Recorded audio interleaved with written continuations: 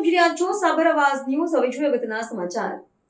ભારત વિકાસ પરિષદ ઈડર શાખા દ્વારા આજરોજ કન્યા પૂજનનો કાર્યક્રમ સંસ્કાર વિદ્યાલય ખાતે યોજવામાં આવ્યો. કાર્યક્રમમાં હાજર સભ્યો અનિતાબેન ગોસ્વામી, તેજલબેન પટેલ, ડોલીબેન દોશી, હર્ષાબેન કોમત, શાળાના પ્રિન્સિપાલ કોમલબેન તથા શિક્ષિકા અને શાળાના 220 બાળકો હાજર રહ્યા. કન્યા પૂજન કાર્યક્રમમાં પ્રથમ પાલિકાઓનું પૂજન કરી અને પાછી શાખા તરફથી બાળકોને પેન્સિલ, ફૂટપટ્ટીનું પેકેટ અને કેળાનું વિતરણ કરવામાં આવેલ. અંતમાં શ્રી અંબેના જયના નાદ સાથે કાર્યક્રમ પૂર્ણ જાહેર થયેલ. રિપોર્ટર ચેતનભાઈ જોશી, ઈડર.